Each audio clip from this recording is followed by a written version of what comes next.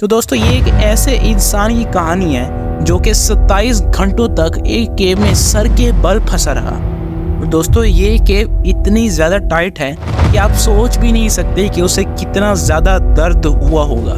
27 घंटों के बाद जब रिसर्चर्स की एक टीम ने इसको निकालने की कोशिश की तो जो इसके साथ हुआ वो बहुत ही ज़्यादा अनबिलीवेबल था। तो दोस्तों नवंबर 2009 में ये इंसान जिसका नाम जॉन एडवर्ड है, ये इसके लिए बिल्कुल नॉर्मल डे होता है और वो बिल्कुल यूजुअली अपनी यूनिवर्सिटी से पढ़ के अपने घर को आता है। वो एक 26 साल का मेडिकल स्टूडेंट होता है जिसे जो केविंग है उसका बहुत ज़्यादा एक्सपीरियंस होता है। घर जाते ही उसका प्लान बन जाता है अपने दोस्तों और अपने भाइयों के साथ कि वो एक ख़तरनाक केव जिसका नाम नटी पट्टी केव है उसके अंदर जाके इसे एक्सप्लोर करेंगे। लेकिन ये उसका लास्ट एडवेंचर होगा ये उसे नहीं पता था। दोस्तों नटी पट्टी केव कोई आम केव नहीं थी। ये केव एक्चुअली एक ख़ास मटेरियल लाइमस्टोन से बनी है और इसको बनने में लाखों करोड़ों साल लगे हैं। दोस्तों 24 नवंबर की रात को जॉन एडवर्ड अपने भाई जॉश और कुछ दोस्तों के साथ नटी पट्टी केव में जाता है। इनको तो लगता है कि ये एक बहुत ही मज़ेदार आउटिंग होगी और हम बहुत इंजॉय करेंगे, लेकिन ये बहुत जल्द एक डरावना ख्वाब बन जाता है। जैसे जैसे वो इस केव को एक्सप्लोर करने लगते हैं तो जॉन को एक ख़ास पैसेज मिलता है इस केव के अंदर और उसका नाम बॉब्स पुश होता है। वो डिसाइड करता है कि यार चलो इसके अंदर जाके मैं देखता हूँ कि क्या है।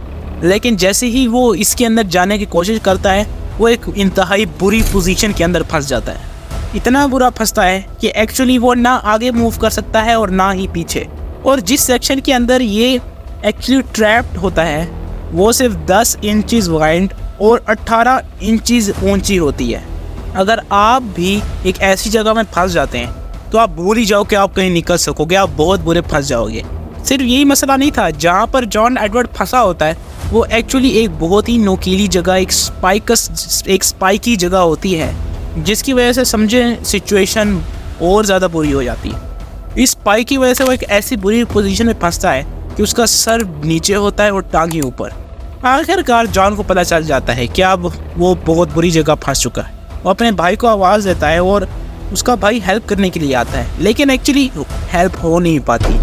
जब सिचुएशन की सिवेरिटी का उसके भाई को पता चलता है तो वो फ़ौरन अथॉरिटीज़ को इन्फॉर्म करता है। दोस्तों ये केव अमेरिका में उट्टा में पाई जाती है और जैसे ही अथॉरिटीज़ को इन्फॉर्म किया जाता है तो उट्टा की एक काउंटी सर्च और रेस्क्यू टीम फ़ौरन पहुंच जाती है जिसके पास नेसेसरी टूल्स और इक्विपमेंट होता है।